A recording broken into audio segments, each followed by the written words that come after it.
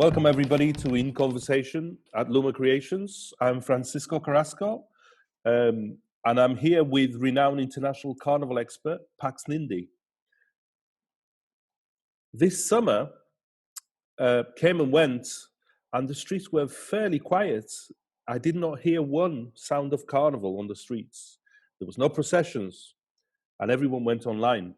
Our guest, Pax Nindi, is an author, researcher, event organizer, and so many other things. He came to the UK in mid-80s from Zimbabwe. I've known him for quite a while, decades now, I think, Pax. Centuries, yes. He came in the mid-80s and he founded Pax Vision, a community video project. Now, I met him when Pax was what were you? You were the council officer for carnival arts, street arts, and circus arts. And I was director of Bruhaha International. I think it was 1998, something like that. Then you have, Pax, you have an incredible CV of things. You have published books about carnival. You have created international conferences. You have traveled the world, and you have also created, founded, and also directed many carnivals, including the St. Paul's Carnival. And you were also the creative director at purpose-built Carnival Centre. And then you started going to places doing carnival projects, both in Africa, in the Americas, and different places. And you are now the chief executive of Global Carnivalz, which used to be the Global Carnival Centre, which you also founded. And am I correct in saying that you're the vice president of the, what is it called? World Carnival Commission. Yes. Yeah. So we can safely say that you are a specialist in carnival. Now, I'm not going to stay there. I mean, I'm going to ask a question about that, but I'm not going to stay there because you're also an artist. And that's one of the very, very important things for me as someone who has known you for a while and somebody who's shared stage with you a couple of times. You are an inspiring artist. You're a singer-songwriter. You're a producer. You're a filmmaker. And you're also lead guitarist and bassist for Atakak, which is very well known. You've been touring with them. And you're also an educationalist. But also, you have been all over the place. So I'm going to ask you, if that's okay, just a number of simple questions. And I'm sure you will be able to tell us quite a bit. So I'm going to go through those processes. So I'm first going to talk a little, if you talk a little bit about carnival, I'll ask you about that. Then I'll ask you about you as an artist. Then I'm going to get a bit trickier and ask you, talk to you a little bit about your activism. And I'm sure you will say, oh, no, don't do that. And then finally, we'll go a little bit deeper. But first, can you tell us about your carnival life, how it began, and the journey that took you where we are today, and what you've been doing in these times of COVID with regards to carnival? Well, with regards to carnival, I mean, I when I came in this country, I didn't know anything about carnival. I have to be very, very honest. And then I worked for the Arts Council. I think I joined the Arts Council. God, I shouldn't mention death rate. It was in 96 or something. I can't remember. When I joined the Arts Council, there were 3 officers there in combined arts department. And we were sitting there waiting for applications to come in. So when the one application came, we had to fight over each other on it. So I said to my boss, listen, I've had enough of this. I've been running, as you say. I was doing Pax Vision, doing this video production for the BBC Channel 4 and all that. So I was so used to being busy. All of a sudden, I'm in an office now for the first time, 9 to 5. And with nothing to do, I was actually dozing off my desk. So I said to my boss, listen, I'm going to have to leave this job because there's nothing for me. Then he said, no, just look around. Is there anything? There must be something you can do. So I looked around and the first thing I found was a position paper on carnival, which was written by an academic from Trinidad. It was very, very academic. But when you read it, it had so many recommendations on what should be done for carnival. That's when the internet had just started. So one of the recommendations was to have a website. One of the recommendations was to have the international link where the British carnival link up with the international carnival. So this was all just in a piece of paper. I'm like, now I can stay. Then I worked on that. So what I did there, then I started researching Carnival. Then I spent a lot of time with Nottingham Carnival. Then after that, Leeds Carnival. Then Manchester. Then I started going around the country. Then I met another guy called Francisco from Liverpool, who was doing something. I think one of the things that impressed with you at the time was like you did something which I haven't seen up to now, really, where you did the Day of the Dead outside the Liverpool Museum.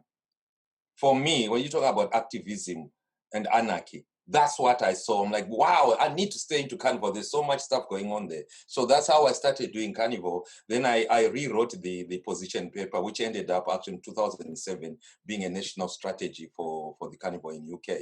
And then I started now looking all over the world, now going Venice and all different places to understand Carnival. That's how I actually got really stuck into Carnival. Otherwise, originally, it wasn't anything that it was in the deep of my heart. So far, what I've been doing myself is that with all this COVID thing that's come about, I've been running a few carnivals, like the one in Ghana, Accra Carnival, and then in Isiolo in Kenya, then Hackney Carnival. Then I started a whole new carnival from scratch in Hull. I always say that wrong and people don't understand what I'm talking about. Howe. Hull, yeah. Hull. Oh, Hull. That's my Zimbabwean accent. Oh, you said Hull. No, Hull. I could never say it. And I've sort of like say it in a Yorkshire accent. Hull. Now I have to keep my Zimbabwean accent. I don't want any other accent apart from Zimbabwean and Spanish, okay? I thought it was Portuguese, but we'll go there in a minute. Yeah. So I ended up doing all this carnival stuff. And then, as I say, around the country, I've done quite a lot of carnivals. I'm still involved with the carnival in Oxford. I'm involved with carnival in Notting Hill. It's me who deals with all the Latin American side of things. So I've done all that. And then when this thing came about, of course, I couldn't travel and I couldn't do any of the tours I was doing with the Atakak. So I did manage to get 2,500 from the Arts Council. This is after my last penny because I just spent all my money in Ghana. What happened is I went to Ghana because we had a three months tour with the Atakak to go to America. So I went to Ghana, spent all my money. When I came back here, lockdown, nothing to do, no festivals, no carnivals, no touring. So I sort of applied to the Arts Council because I couldn't fit on any of the other funding things. So I got 2,500. Out of that, I bought the stuff that I'm using now. I think I just shown you the desk, the mixing desk, and I bought an expensive camera, expensive microphone, and then I spent 2 weeks on YouTube. I'm not joking. 2 weeks on YouTube learning how to stream. After that, I've been busy up to now. I haven't stopped. I've been a streamer. I've streamed the whole of Leicester Caribbean Carnival for the whole week, 3 days a week we're doing. I've done Hackney Carnival, I've done Woolwich Carnival, and now I'm working on Lewisham Carnival. So that's, I've sort of like, it's like really I just moved from this very busy guy, I never spent a week in London, I never spent a month in England, to this guy who's stuck on this desk that you see me sitting now, 24 hours, just streaming, doing music and all that. So tell us about how are you doing Carnival? What are you doing? Well, for example, Hackney Carnival, I propose that we do the carnival because it's all the carnivals are closed, as you know. So I propose that we do carnival. So with Hackney Carnival, it came up now that we ended up doing this thing where there is about 18 groups in Hackney. So I managed to convince the council to give the money to these groups. So these groups had to apply to the council, and I became part of that. And then they have to make a video, and then every Thursday we're releasing 2 videos from these groups. So each group had the commission for 2 videos. Yeah. So the first one and then the second one. So part of that, we had also working with groups like Manuela. I don't know if you know Debs Mullins from Emergency Exit. Yeah. They became the curators for this, and their mother from Tropical House, and me. So we became the curators for all these videos. And then within that, also there was a contract for a company, digital company, to actually do all the editing and the post-production. And all these people applied, and Global Carnivals applied, and Global Carnivals got that contract. So we've been doing that since until maybe 2 weeks ago, after the Hackney Carnival. Then I also proposed to do a virtual Hackney Carnival, and that was accepted. So with the virtual carnival, I programmed now some different things. Like, for example, I had all the sound system performing, and then I put them in Real Rebels radio for 8 hours. That was on a Saturday. And then the Sunday was the carnival itself, where I was showing all the past carnivals And also we ran a dance challenge. So like talking about the dance challenge, and a lot of people from Bahamas, from Kenya and so on send their messages. So that became the carnival for 8 hours. So that's just some things I'm doing with Carnival. But the other stuff I've been doing, like for example, Woolwich Carnival, they wanted to show a big screen in the city center. So I got commissioned to direct that video. So I've been doing so different elements really. I think one of the good things about this was that because you spent a lot of time since I've known you carrying a camera, filming and editing. So it's kind of something that you were already into, wasn't it? Well, I mean, thing is you did mention earlier, really. I started a company called Pax Vision. This was the first sort of like community video company. Before people had video cameras, it was only the BBC and my company, Pax Vision, with cameras. Before people started walking around, I was in Deptford and then I used to do video production. I stopped that when people started running around and everybody became a filmmaker. In the past, somebody asked me to film a wedding or a funeral. Now, they started saying, oh, no, sorry, my cousin will do that. Oh, my uncle is a filmmaker who do that. Then I decided, well, this has become a jockey world. So I left. That's when I started doing other things, which was like rhythm combined. That's where I work in street arts, circus, and thing. With me, I like having something new every time. I have to keep on having something different. So that's how, and even the way you're talking about starting carnivals and so on, just 2 weeks ago, I set up now something called National Carnival Organizers Guild, which is just like reading. When this COVID kicked off, we were not speaking with each other. Everybody just ducked and went different places. So we didn't know what we're supposed to do. A lot of people would struggle to know whether they should cancel their carnival or not. But if we had an association for nationally, it would be much easier to just sort of say, oh, guys, this is what's happening. Same thing again when the police come and say, we're going to have to pay some money now for us being there. Some carnivals are being told to pay 15,000. Some carnivals are being told to pay 500. Some carnivals are not even paying at all. Like Hackney, we don't pay at all. So if we are sharing those information, it's much easier really for us to be working as one, just like what they do with theater and other art forms. Organizations have been suffering a lot, and there's a lot of loss, and people are. How healthy is the carnival world? Well, I mean, to tell you the truth, carnival world was the last art form interested in new technology. A lot of the carnival people I knew, like last year, the year before, they did not have email accounts. They did not know what Zoom was. They did not know what WhatsApp was. This is 2 years ago, a year ago. Now, the same old buddies like me, we are all now like really doing the WhatsApp, the Zoom and all that because we've got no choice. If you want to speak to your grandchild, you have to get on Zoom. Whereas before, it didn't matter. Because of that, Carnival has moved one step up. Now, a lot of the carnivals are now doing digital technology. So because of that, I think Carnival is going to sort of be not left over. For me personally, and a lot of people, Carnival is about going into the street, taking it into the street, and people see exactly what we're doing, whether we want to be anarchy, whether we want to be religious. That's what Carnival is. So to actually do it in your bedroom, it's sort of it's a big change, but this COVID thing is forcing us to do changes that we wouldn't have thought of before. So one of those changes is carnivals being called, virtual carnival, and then it gets done in the house, and we don't rub shoulders with each other. Now, the challenge with that also is that there is some people who don't understand what this is all about, because I've just seen one of the American, I'm not going to mention their name, an American carnival. They advertise as virtual carnival. It's a well-known carnival. Some of you might know what I'm talking about. I go on to check it. It was 4 hours of DJs from all over the world. And that was it. I'm like, where is the carnival in it? I didn't see a single costume. I didn't see a calypsonian. I didn't see, samba or anything. It was just like DJ one after another. And they call that carnival. So I think while you're asking me what will happen to carnival, there need to be more. I think like in terms of UK, I'll make sure that the National Carnival Guild has got those guidelines and helping people so that we can do stuff that benefits Carnival, not stuff that starts making Carnival get looked in the different way. The other thing I was going to say, Francisco, is we did the digital Carnival in Hackney, and I also seen that in Notting Hill. And I got accused really because I did say that the Carnival I was doing in Hackney was as raw as it can go, because that's what Carnival is, isn't it? You come in there, you do your thing. If your wings is broken, you fix it while you go along. Whereas if it was rock and roll, if your wings stop, you have to stop the whole show.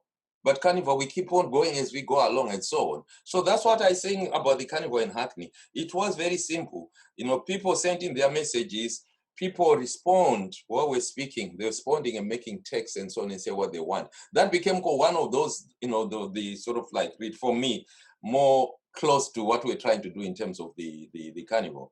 And then I was saying the other carnivals are Gucci. Then I got attacked for saying the other carnivals are Gucci, because what it is, people are trying to fancy size carnival, yet some people shoot it in the like they're shooting little monkeys or whatever, and then they go show that and say that's carnival. No, carnival should be raw. It should be like, really, if you want to show costume, get somebody to make a costume in their kitchen, and then I'll show them making the costume. That's what carnival is. So I was quite really, I mean, I was happy with what we did anyway, even though it was quite a big challenge. Excellent. No, I totally agree with you. I think Carnival is about that. I've seen some of the stuff that you've been doing. I have watched some of the stuff. Obviously, if I was to watch all the stuff that you've been putting out, I wouldn't be doing anything else. Well, I think it's the same thing with you, really, because you send me all this stuff, said, why didn't you read it? But if I start looking at your stuff, I would never go to work. That's too okay. Much. Okay. Well, thank you for that. Let's move on to Pax Nindi, the artist. I mean, we've spoken many times about this, and when you came here, you know, you have an artist name that was very well known, and I knew that name before I knew Pax the person. Harare Dread, the reggae artist from Zimbabwe, the activist, etc. In the last few years, you have, since you left the Arts Council, and you began to do some more of your own stuff. You've been kind of quite busy. You went to, in the last few years, you've been a few times to Brazil, where you've been able to tour and perform your music. You have produced albums and songs consistently, and you've also been touring as lead guitarist and bassist for that Atacak. And you never, I think the reason why they like you is because you never stop jumping on stage. You're consistently bouncing, and I think they find that quite amazing for a man of your experience. A 90-year-old man, yeah. Yeah. Can you share with us what makes you tick as an artist? How do you make it work with everything else you're doing? How have you, you know, and why is it you keep on doing it? What makes you? Because I know that sometimes you go completely out of pocket, so it's not for making money. So what is it? Well, I mean, to tell you the truth, I think music was in my blood. I mean, I grew up in a family where we're not allowed to play music because, you know, in Zimbabwe at the time, you know, any child who plays music, that means they're going to sleep with every girl in town. They're going to have every disease that's there. They're going to be taking any drug that's there. That's how it was perceived with our parents. My dad owned restaurants and midnight clubs and all that, but he wouldn't let me play music. So I used to really ride and go and hide somewhere to learn from my friends. I think something like that makes you, I really want to do it. It sort of stays with you. And it's always been with me all along. And I think I grew up sort of like when I was young, I used to pray that, God, please let me be able to play lead guitar like Jimi Hendrix. And I grew up with that, you know, and then when people started saying look like Jimi Hendrix, that was like even more encouraging. Because when I was young, I think I did look a bit like that. So I think it's the sort of like being able to want to do it, and it hasn't stopped. I've had that since I was 8 or 7, and I still got that in me. I want to be on a stage. I want to be able to impress people. I want to be able to get people to laugh. I want to be able to get people to dance, to do the energy. I think that is really what sort of drives me. And also, I think there is a certain element which you've got as well, but most people have got it, where you've got an artistic element, whether people brainwash you, whatever, it will still be in your head. Yeah? Like you walk in a room, Francisco, I know you. You're not going to leave the drum. You're going to touch the drum. You're going to even play if there's somebody playing. That's the sort of stuff I've got. Well, some people fake it. With all this new technology, people are believing they are talented. Because you press a button on GarageBand, all of a sudden you've got a jazz tune. You don't even know what a staff notation is. So and then there is a few of us who are actually born with this ways like this. So with me, really, I started as young wanting to learn how to do it. And then when I came to England, the reason I came to England was to know, because in Zimbabwe, I was working, you know, as a printer. I used to do graphical reproduction, and I was doing shift work. I was getting so bored. And then during the day when I come in, everybody's gone to work, and I come in the work in the evening, people going to parties. And I was writing all these political songs. I make a disclaimer that I'm not an activist. But anyway, I was writing all these songs. Some of the songs, Zimbabwe had two record labels, yeah, Gallo and Till. Those record labels were owned by South Africans in South Africa. South African government put money in it as well for their propaganda. So there's me going there and say, excuse me, can you sign me on? And they say, what's your song? Oh, my song goes like this, you know, Botha is a vampire, bloodsucker, destroyer of the human race. So one sudden like, oh, they're not giving me a record, I don't know why. But it's actual there, you know, they wouldn't let me. So when I realized that's the case, I saved some money and I came to England. The main reason for me was to learn how to press records, and I was going to buy a press thing. And then also I was going to learn how to produce my music and also how to produce other people. So that when I go back home, I was going to start my own label, which has got my own people, nothing to do with South Africans or whatever. That was the idea, really. So I came in England and I never went back. Go start here. And all of a sudden, what I wanted to do in music, I could do here. What I wanted to say against the system, I could do here. Meanwhile, when I was here, Mugabe was become a big thing. And then I was becoming more and more angry about what he was doing to my family and other people. So all of a sudden, I started singing all these political songs. And after that, I found out that I couldn't go back to Zimbabwe. So I ended up in self-exile. So that's what I've been doing, really. But because I'm from Malawi as well, I'm half Zimbabwe, half Malawi. Malawi is 6 hours drive from Zimbabwe. I go to Malawi and my family is there. But to go back to Zimbabwe every time, my music would play on radio, straight away going to the charts. Because people knew I had a British passport compared to Thomas Mafumoliva Mtuguzu, who were all Zimbabwean passports. So I could say anything I wanted politically and nobody would say anything about it. Whereas if I was in Zimbabwe, I'll be dead. So what was happening is I'll release my music in Zimbabwe, like Inner Vision, that was one of my first songs. I released that song, it went straight into the charts. And then after that, my family started calling me and said, Pax, I don't know what's happened. The record was playing every day on radio for 3 days, now it stopped. So I called my DJ cousins and so on. They said, Pax, we just been told if we play this song, we are fired. So it wasn't anything like it's banned. It's just threatening the DJs, then all of a sudden the song is banned. So I decided, I think it won't be safe for me to go back home. The last time I went back to Zimbabwe was 22 years ago. I just released one of my songs called Wrong Road. And got to the airport, they said I was wearing a camouflage trousers. And I was wearing something that was a camouflage. So I started having argument with the customs officer. And they said, okay, come in this room, we will talk about it and I'll take a statement. They take off this and then you leave it here. You can get it when you are going back to England. Went into this room. He said, I'm going to get a pen, I'll come back. He never came back. And then I realized I was locked in this room for 6 hours. So that was the last time I was in Zimbabwe. And I'm like, no, I'm not coming out. They told everybody, all my fans, they told my fans that I hadn't arrived. My family hadn't arrived in England. They thought I was in Zimbabwe. In Zimbabwe, they thought I was still in England. So anything could have happened to me. Nobody would have known. So since then, I just, okay, I'm in self-exile. You won't see me again. What happened? How did you end up in Brazil? Well, what happened with Brazil is that I went, is wearing my carnival hat.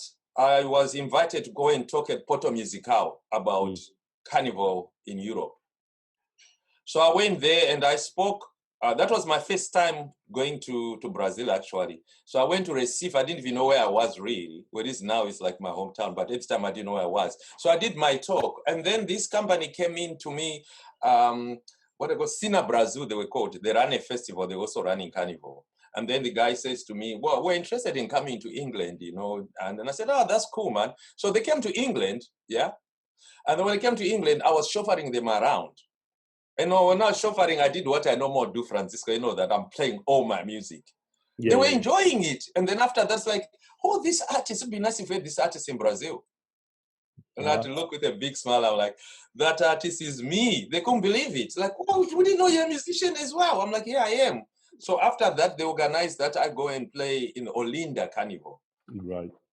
So I went and I took gigs. I played in Olinda Carnival, then I played in Recife. When I played in Olinda, as soon as I finished playing, there were 3 promoters standing there saying, we would like you to play over there when you finish. And then the other 2 said, we want to play you next Thursday. Since then, after that, I just established myself in the state of Pernambuco. And if you ask anybody, it's Pax Nindi, they know who Pax Nindi is. They know that, and everybody loves my music there. And Brazil is so big.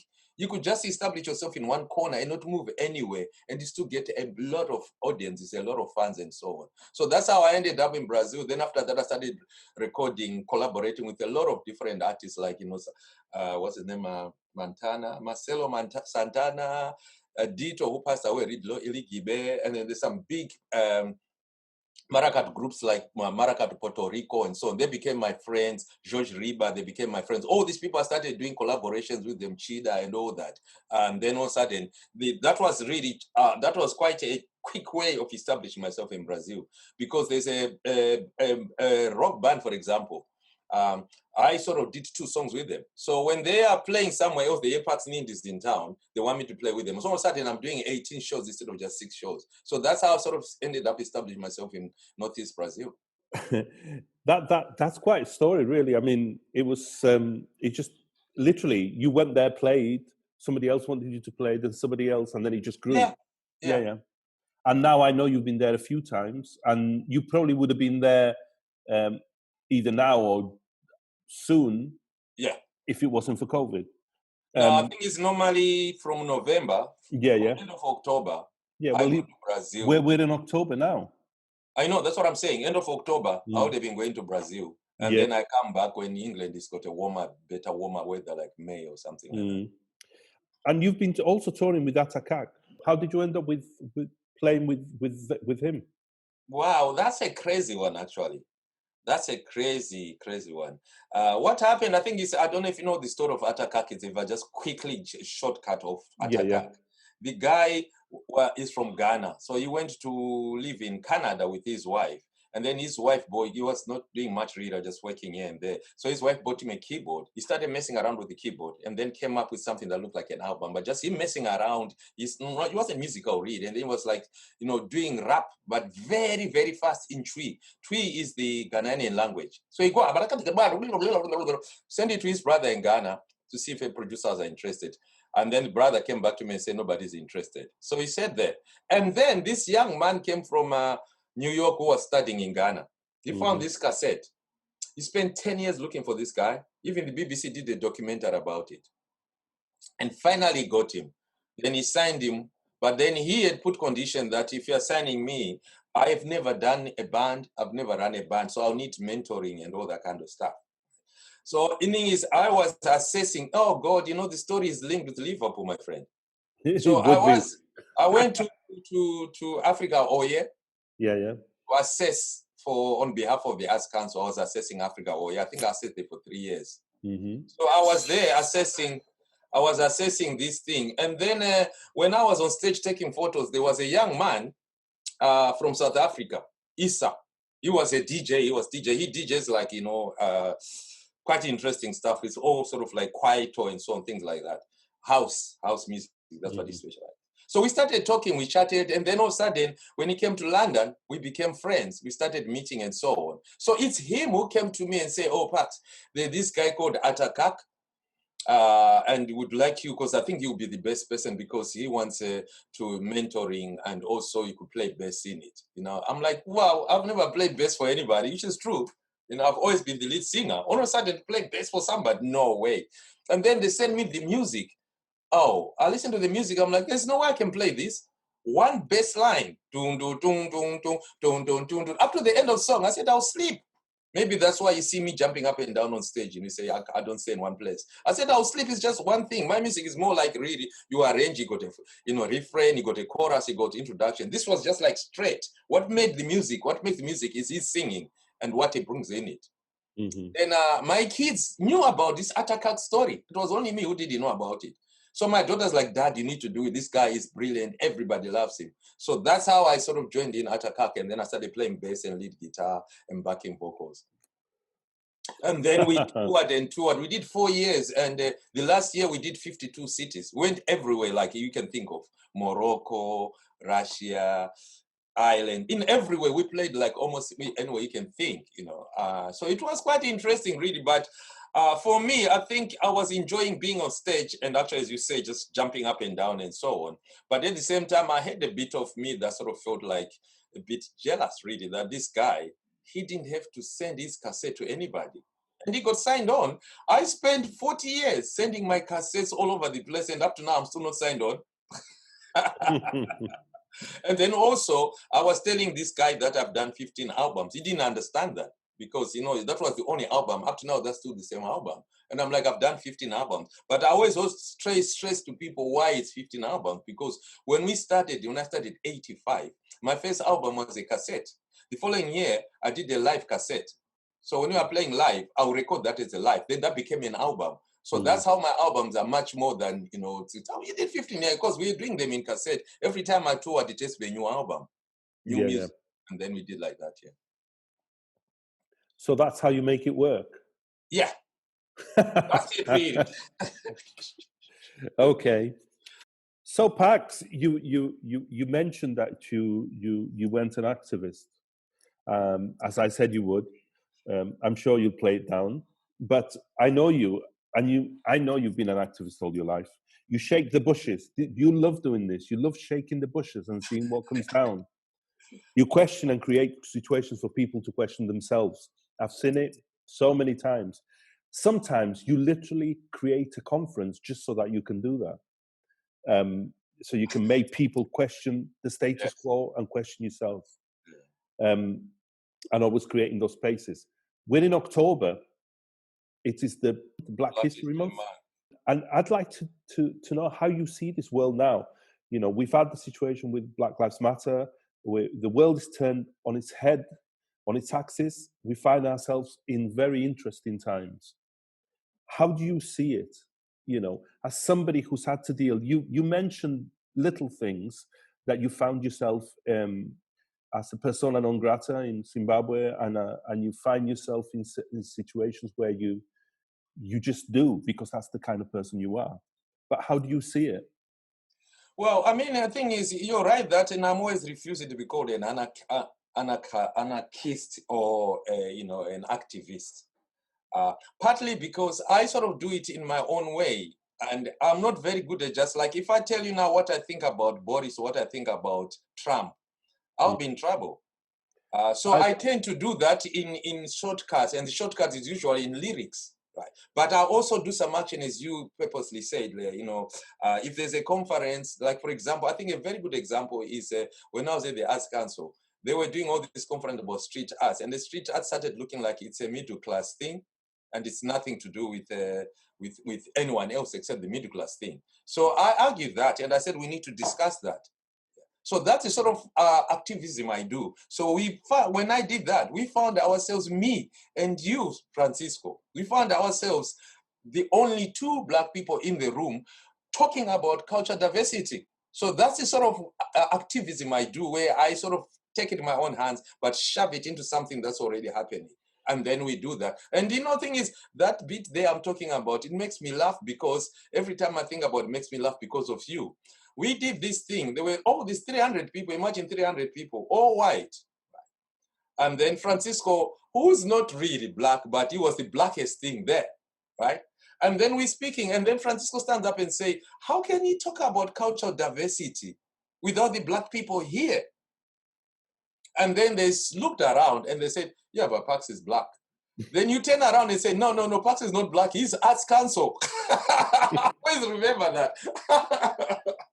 Yeah. So there's all this stuff. I mean, stuff like Black Lives Matter. I noticed that when Black Lives Matter happened, because I'm always the last person to know about things, you know. Even when they say Brexit, I don't understand what is Brexit. I was asking people, what is Brexit like? Are you sure? Yeah, I don't know. When do these names come in? Black Lives Matter, when did it come? Where did it come from? See, things like that for me make me question in a different way, to a point where, because I don't know how it was started, so I can't actually start comment about it. Then all of a sudden I look around and see what's going on. So these kind of things for me, they help. Like, for example, the Floyd got shot, right? And then people start coming to me and say, oh my God, we need to look at this video. I've been watching, me and you, Francisco, have been watching those videos of people being shot in America for the last 20 years. All of a sudden, this became a very big thing. And what I found about this one here is a lot of white friends, Caucasian friends of mine, all of a sudden, they became very guilty. They were calling me, Pax, what can I do? What can I do? I said, listen, I'm not an activist. I don't want to know. Find someone else. Yeah, but I need to know because it's really bad. And this, even the director of the Arts Council, he went in some guilty conscience as well, and he wrote this whole thing without speaking with staff. I think I'm going to be accused for this. He wrote this whole thing about, you know, Black Lives Matter, this and that. For me, I tend to just like really go back there and then I find a way of dealing with it. But I'm not going to use Black Lives Matter as a way of me saying things are wrong. I'll find my other way of doing it. But those people who do it, they help. I mean, remember when we had the anti-apartheid? I mean, I struggle with these things really when people come into me as activists because some of them do it because they're addicted to it. When the apartheid movement was there, I used to go outside South Africa Embassy with a band called the Horns of Jericho, who would play brass all day just to say apartheid should go down, right? And there were people who used to be with me there. You know, they were like, really, we need to get South Africa free. South Africa got free. Then I walk around and there was this protest about, what was it about? I think Brexit or whatever. I found the same people there. Leaders, they are leading on this thing. I'm like, well, thing is, I don't know if that's what you do for a living, because with me, I go for a cause. Yeah. I want you to make sure that elders are looked after. And then I'll go on that cause. When that becomes successful, I'm still part of it until to the end. Not to say, oh, it's done now, let me find another cause I can go on, because people start looking at trouble causer. So that's why I always struggle with some of this activism that goes on. And that's also I find very difficult myself to say I'm an activist. But as I say, I'll do stuff but in my own way. If you listen to my lyrics, if they get translated, you think, oh my God, I didn't know this guy. But because I sing in Shona, most people can feel when I say Rusununguko, they can feel I'm saying freedom because of the way I express myself on stage. So without a stage and just listen to my music, it's very difficult to actually get it. That's why I always go for live music rather than just doing this thing so people can get my activism going. You were very passionate about your non-activism there. I understand why you are reserved about the term, but you know, I strongly believe that we need to take ownership. So I do. I'm an activist, but I am my kind of activist. Well, I mean, what I can say, right, Francisco, is that there's two things really. One is my experience of people who were seen as activists, people who were seen as like really leading the way, Malcolm X, Marcus Garvey, and all these people. When I look how they end, it doesn't end nice. Claudia Jones, and all these people really. I mean, for example, Claudia Jones, she was an activist as well, and she's the one who started Notting Hill. And my understanding is when she died, she didn't have any friends. She had to die by herself. So for me, these things make me think as well, like really, how far? Because I want to fight for the people, but should I fight for the people to kill myself? And then my name becomes big when I'm dead. Now I want my name to be big when I'm alive. There's that element with me. This other element is an African element. When we were young, we were told that politics is a dirty game. And we saw that back home. Yeah. When you're in politics, it's either you keep people away so you become a leader, or you let them in and they knock you off or assassinate you. So that's why I say, so my politics is very much like I'm doing it, but you can't actually see I'm doing it. Just like the example you gave that I ran a conference. Within the conference, I want to bring in some serious subjects. Then I do it that way. I think for me, I do all this mainly because of the example I just told you that it doesn't look good for any people I've known who've been up front there leading the way and actually helping people go. The way they end, I don't like it. Yes. So I need to be doing it, but more from the background rather than from in front. I know. I mean, you know, you like causing trouble, but from the side. I remember when you asked me to come and chair one of the sessions at the Carnival conference. Yes, yeah. And you told me, oh, just one of the sessions. And when I finally realized that it wasn't one of the sessions, it was probably the most contentious session of them all. And you put me in a seat where I had to tell the president of the Global Culture Commission, Carnival Commission, and him to stop, so that other people could talk. And you were just laughing because it was funny.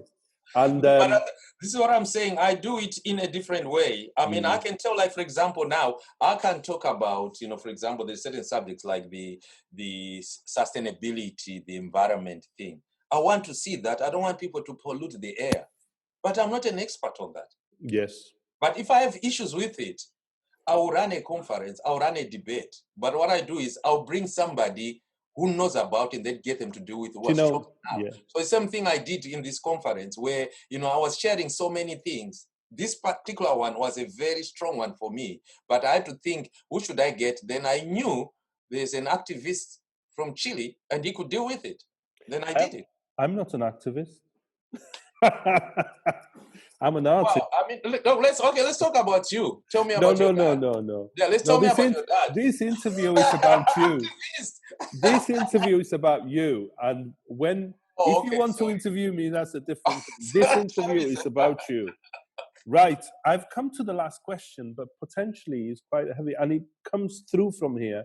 Well, it's penultimate question. Because, for example, you talked about we've been watching people killing Black people in the United States forever. You are quite close now and understand a lot more the situation in Brazil. And Brazil is a very, very difficult country. And a lot of what happens in the United States to Black people is tenfold in Brazil. You know, at the moment, we have an incredibly racist, horrendous president in Brazil. So, and you will know that. But I wanted to, because we're in October, and for me, there's a date in October which is very important, and that's the 12th of October. 12th of October was celebrated for many, many years as Columbus Day, the discovery of America.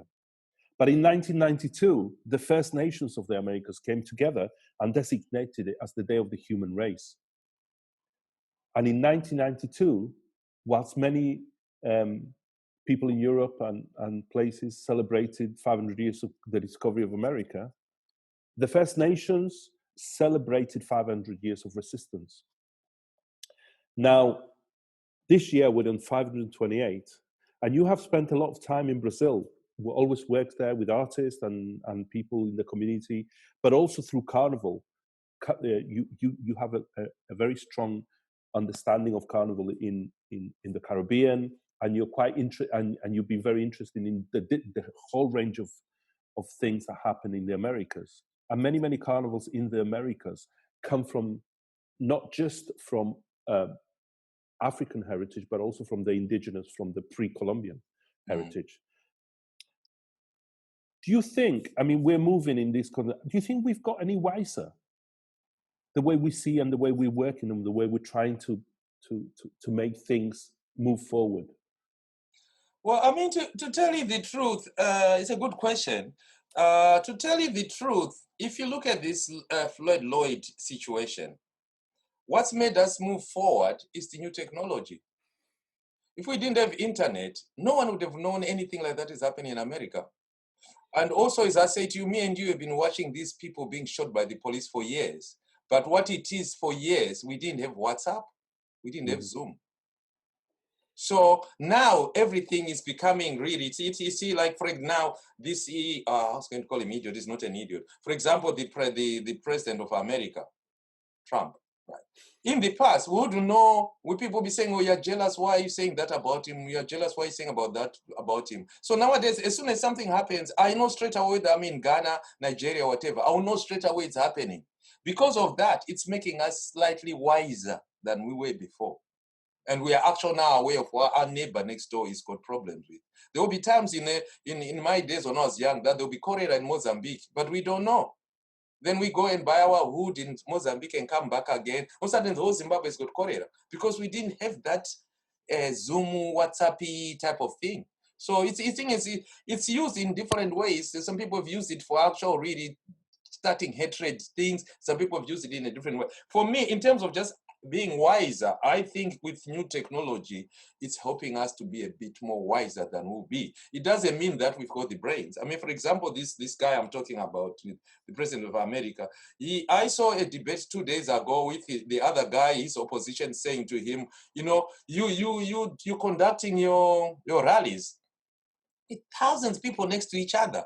And he was boasting like, of course, look at you. You only got 8 people because you're scared. And then guess what? This morning I just heard that the guy's got corona.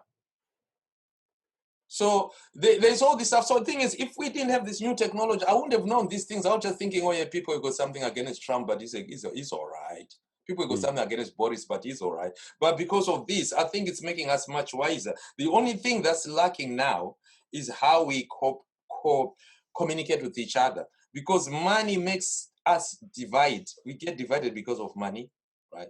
There's half people I know, like in Zimbabwe, there's a lot of people I know who voted for Mugabe because they were promised more financial than the other people. Same thing here is people get bought, you know, as you see, you know, when they're talking about the Russians interfering with voting in America, it's all to do with money.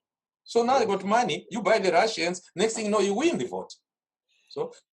So that's one we are not any wiser with. We need to find a way around that. But in terms of actually knowing what's happening around us, I think we've become much more aware, really. Even this month being called Black History Month and all the changes of, you know, Columbus Day and so on, I wouldn't have known because there's people still call it Columbus Day. But because we got this new technology, we're knowing now why did it change? Where is it changing to? What's happened the last 5 years and so on. So I think for me, that's what it is. While I there's a few things that make me go like, about new technology, and there's a lot of things that I think, yes, yes, you know, like we had a few carnivals this year. If it wasn't for new technology, we'd all be just sitting indoors crying, oh yeah, we could have done something. Well, on that note, we could talk forever, really. I know. But, very soon I'll be interviewing you, so you better be ready. Okay, sir. Yeah. I would like to take this time to thank you for your time and for all the things you've shared with us. I mean, there's so much. I probably will have to interview you again when I look through it and go, oh, I want to ask him this or ask him that. No problem. I hope we meet soon and we get our tour together, Mr. Harare Dread. I'm still waiting for the music. You send it to me. I haven't seen it yet.